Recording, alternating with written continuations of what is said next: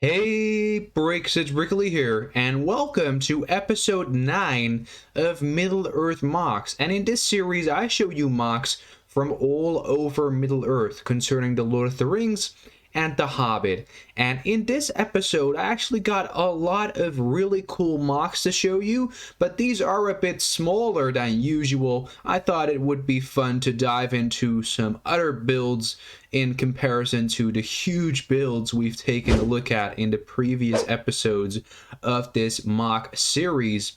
And I think it's definitely going to be quite fun to take a look at these MOCs, so I hope you'll tag along with me. And of course, if you want to submit your own Lego The Lord of the Rings or The Hobbit MOC to be showcased in a future episode of Middle-earth MOCs, I really recommend that you go ahead and submit your own MOC to my Instagram direct message DM. The link is in the description down below. And yeah, let's go ahead and take a look at the first MOC right over here from the Return of the King. This is, of course, Mount Doom. And this is actually the inside of Mount Doom right here with Frodo and Sam. And you can see a lot of detailing within this MOC, even though it's quite small. And I think it's really nice to see smaller MOCs like this. So we're going to go and take a look at the detailing up close. So over here, the walls actually look nicely detailed with a lot of different building techniques. Actually, we got, of course, a couple of slopes with the snot techniques, so we got a lot of slopes on their sides, and in addition to that, we can also see a lot of those burp pieces. Actually, one over here, if you take a closer look, is upside down, so that also looks really cool in my opinion. And there's a little sneaky shark over here on the left as well, which also looks really cool right there. That's a nice technique for some rock work, maybe in a sort of Easter egg for inside of Mount Doom. But that also definitely looks amazing. And the bridge itself also is detailed. We got some light bluish gray on that with some rock work on the end with Frodo holding the one ring of power.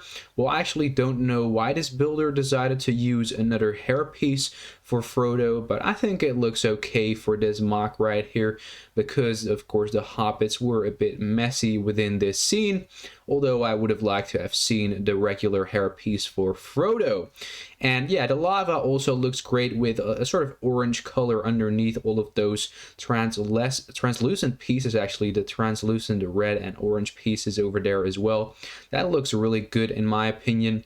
And then, of course, the roof of this MOC also looks superb with a lot of detailing with those inverted slopes, which also is a great technique to use within this MOC. And in addition to the interior, there's also an exterior to this MOC. You can see a lot of detailing all around Mount Doom with some lava on the top as well.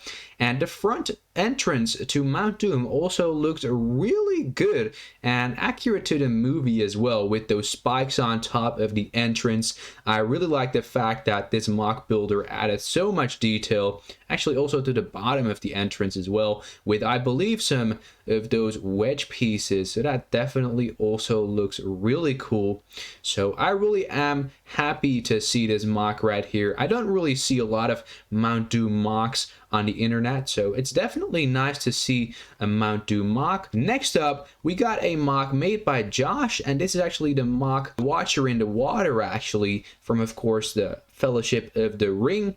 And this MOC just looks really cool, and I really love the sort of moon doors over here in the back with, of course, the light coming through. That definitely simulates the scene with, of course, that moonlight coming from the skies. We got two trees on either side, which are also really nicely detailed trees, actually, with a lot of detailing. And that building technique for the tree itself really looks great with a lot of those pieces, some of those plates on the sides actually, and a couple of cheese pieces on the sides as well, with those lighter green leaves as well. I believe olive green or something like that.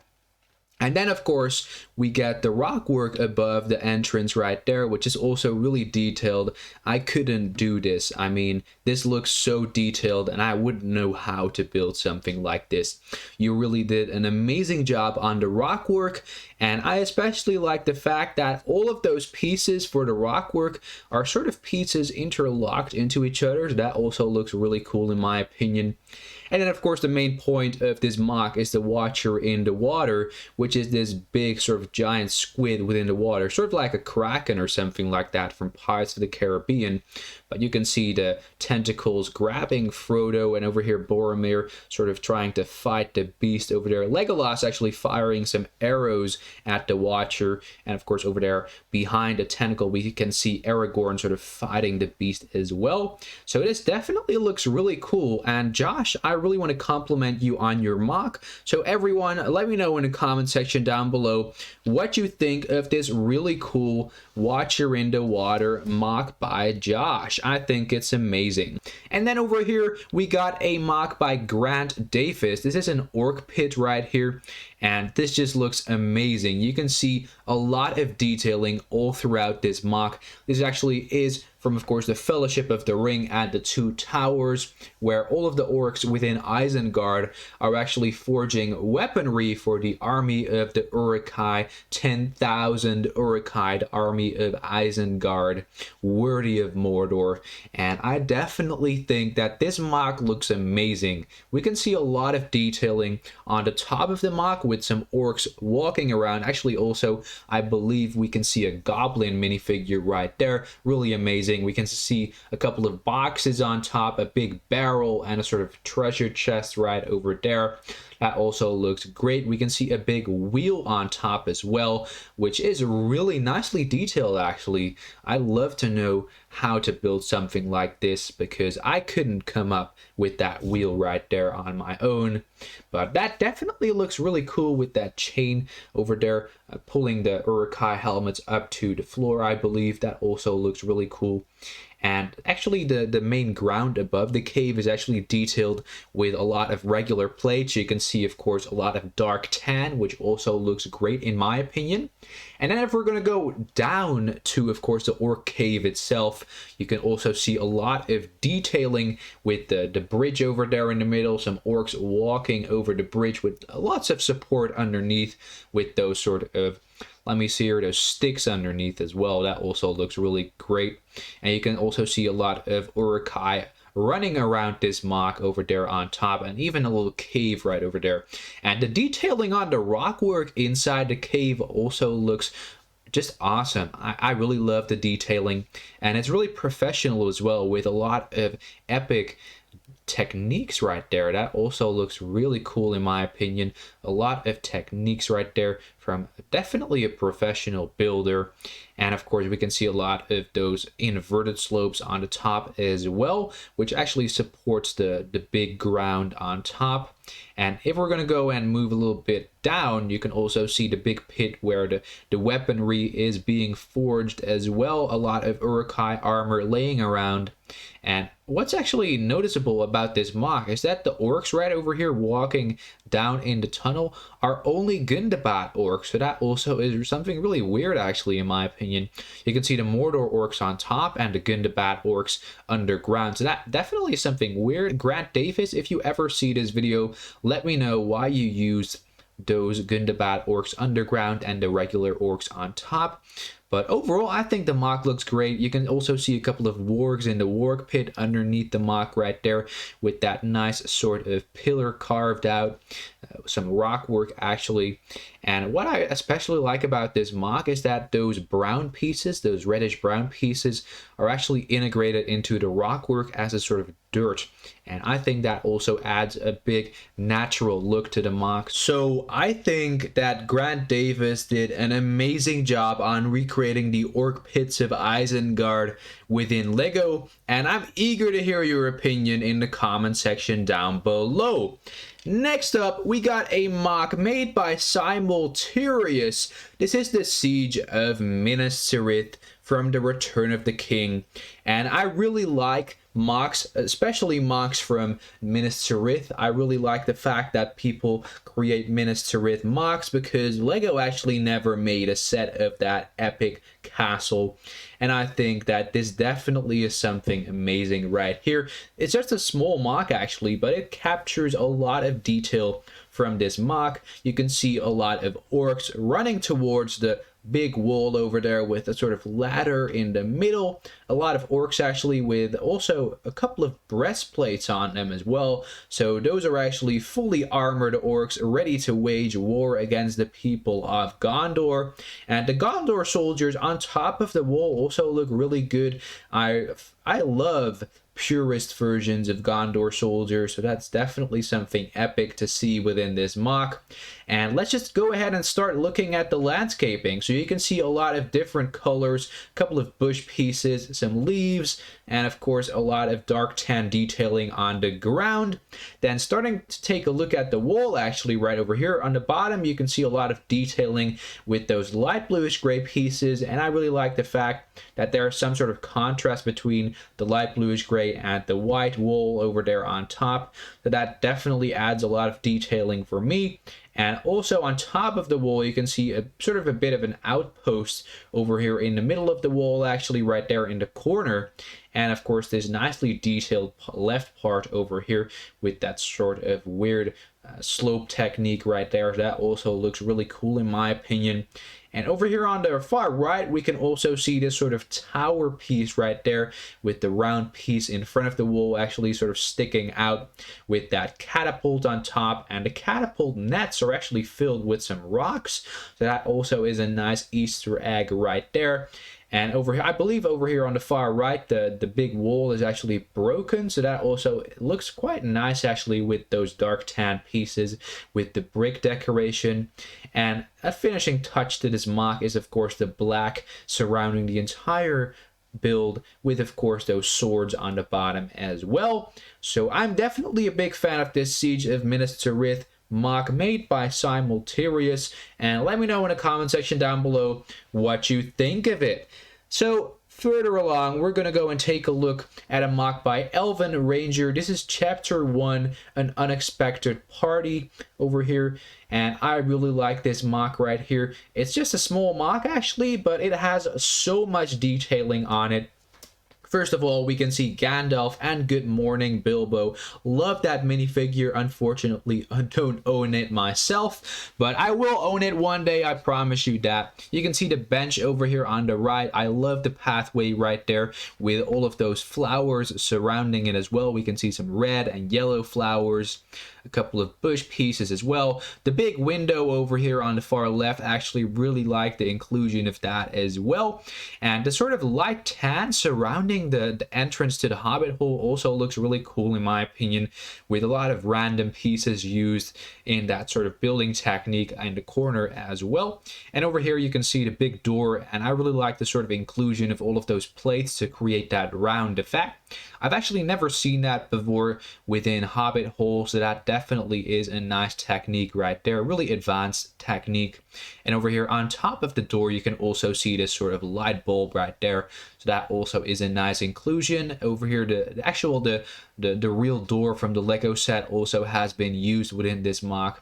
That's also something really nice. And over here on top of Bag End, you can see also a lot of grass and some flowers, and of course a small tree as well.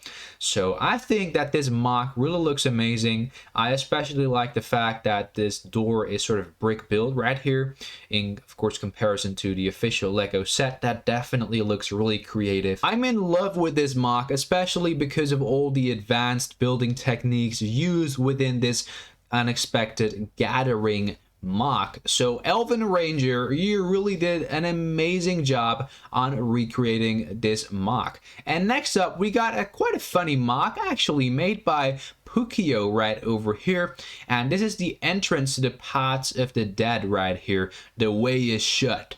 It was made by those who are dead, and the dead keep it. The way is shut. And this scene was actually inspired by the Return of the King. It represents the Black Forest dim holes, with of course the gateway into the Kingdom of the Dead. Right here you can see the entrance over here with lots of detailing actually on the sides with those skulls over there. That also looks really cool. And I really love the inclusion of the big sort of dead tree over here on the right, with a couple of awesome building techniques within the tree. Actually, you can see of course those tiles on the sort of representing branches, and I've never seen something like that before, but it works for this sort of look of the tree. It definitely recreates the look from of course the movie. And the entrance to of course the tunnel is also nicely detailed. We can see a little bit of an interior right there with not a lot of detailing, but that's all right. And of course we get some of those slopes actually on the right, which also looks nice, which adds a lot of detailing to this area. And I especially like the fact that the pathway is sort of carved out of the ground with that dark tan over there. And of course we get Aragorn, Legolas, and Gimli. So I really am a big fan of this MOC, and I think it's really an impressive build for the tree. So let me know in the comment section down below what you think of this epic MOC from the Return of the King.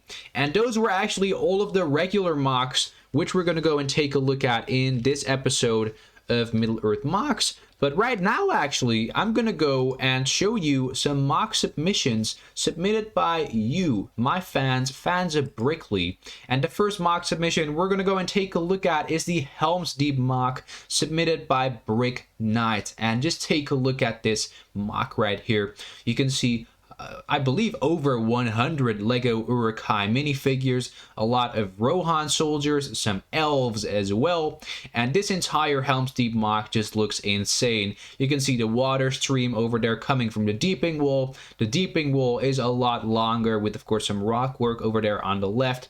I especially like the fact that the deeping wall also is integrated into the Hornburg right there. The Hornburg is also raised, and I especially like the fact that the bridge leading up to the gate also is a bit higher, so that also adds a lot of space for more Uruk-hai to storm at the main gate of Helm's Deep.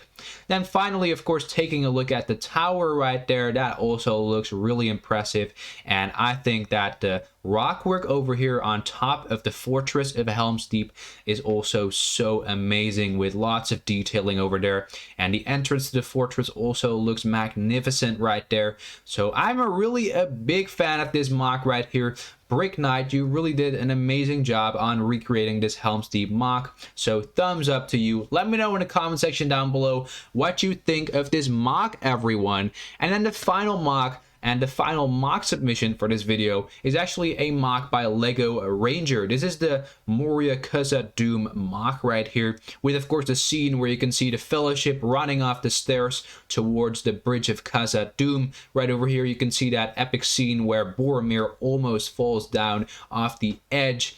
And over here with his torch as well, that also is a nice little detail. You can see, of course, Gimli over there standing on the other side of the stair system, which actually fell apart. And you can see a lot of other minifigures trying to get across. I especially like the fact that this builder, Lego Ranger, added a little bit of detailing over here on the far left as well, with those orcs firing arrows at the Fellowship of the Ring. So I'm definitely a big fan of this MOC. Thank you for submitting such a creative MOC right here.